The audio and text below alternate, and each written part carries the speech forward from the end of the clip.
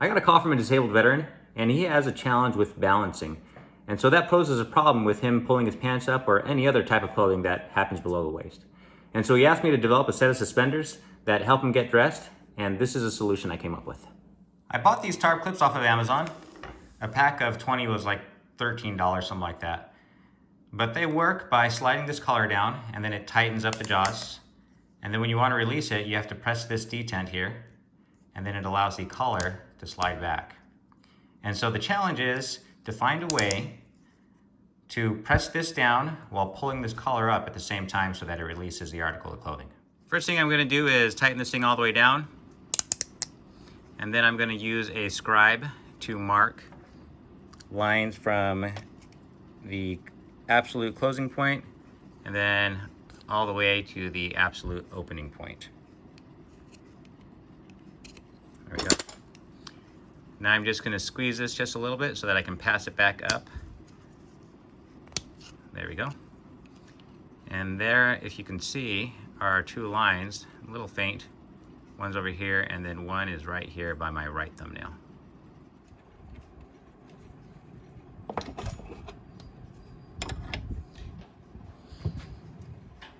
I'm going to cut a slot from the opening line all the way to the closing line, and I'm using an 1/8 inch end mill.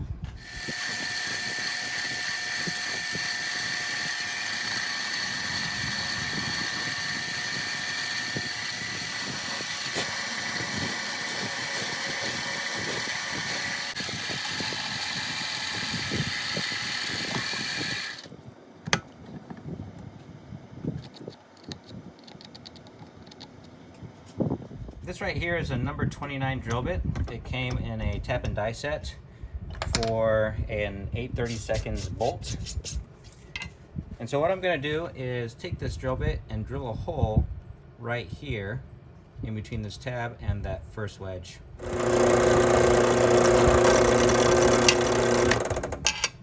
There we go. You can see that there. I just cut a section of paracord. This is also known as 550 cord. I'm going to pull out the inner strands and gut the cord out.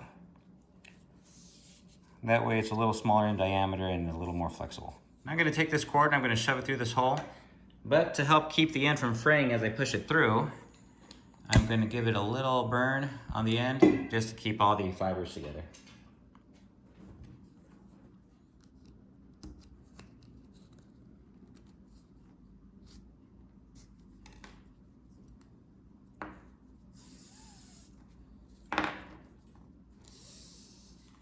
And now I'm going to burn this so that it forms a little circle at the end.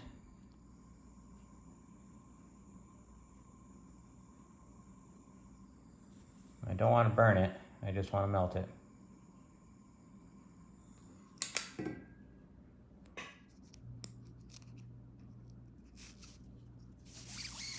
All right, we're getting closer here. I'm going to take my locking collar and place it back on.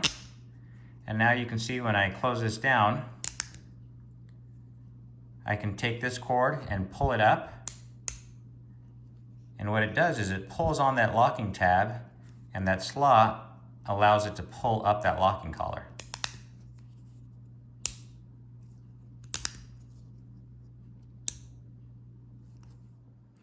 Okay, next I have this 2-inch webbing. It's pretty durable, and it also has a good memory to it. And so now what I'm going to do is just take this section that I have and cut it in half. And I'm limited to the measurements because this is all of the webbing that I have.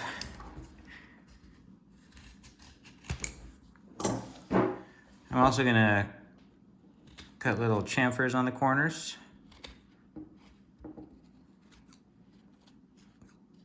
Just so that we can reduce any pokey parts.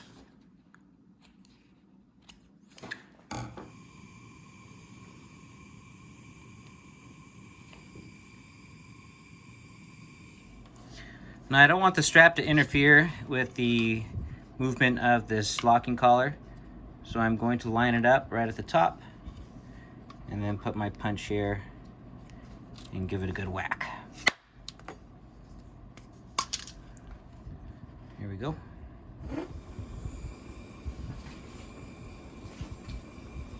So here we have the straps. They're gonna go just like this, and I'm gonna line them up to my waistline. Now, probably chest level, I'm gonna cut some more holes, and that way the paracord can come through here. You can stick your thumbs in and then release it from either side. Now, ideally, you would use a binding post so that you don't have any sharp ends coming out. I don't have 4 of those, so I'm just gonna use the same bolts I use for the gravity hooks. And I will just file off this edge right here so that it's not sharp.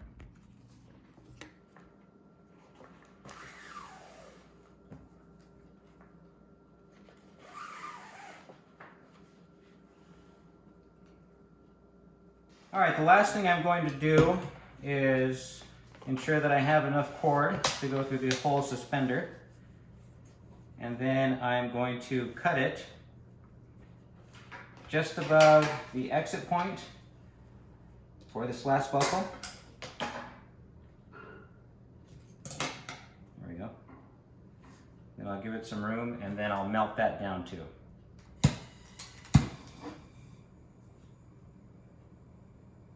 All right, we're gonna give this a try with some pajama pants.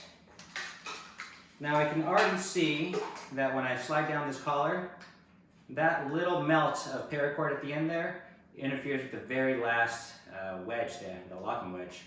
And so what I think I should do in a future iteration is just do a countersink so that that melty part sits below the surface.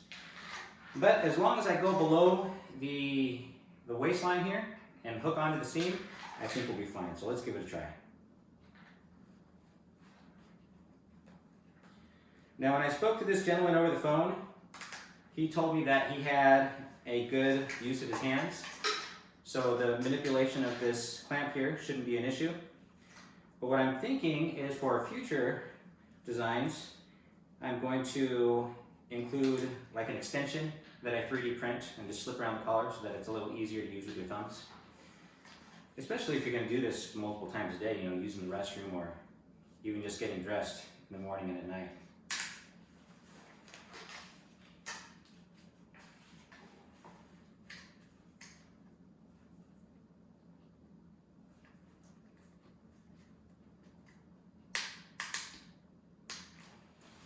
All right, let's try to put these on here. Do one leg at a time. Now, I don't know this gentleman's specific situation, but I'm hoping that he has enough coordination to be able to lift his rear end off wherever he's seated, and then we'll pull the straps as we sit up. Okay. Now I'm going to use these straps as I stand up to pull them the rest of the way up my body. Try to get untangled here. Prototype 1.0. Here we go. Good, it's all still attached. And now to detach them, I'm going to pull my parachute straps here. There we go.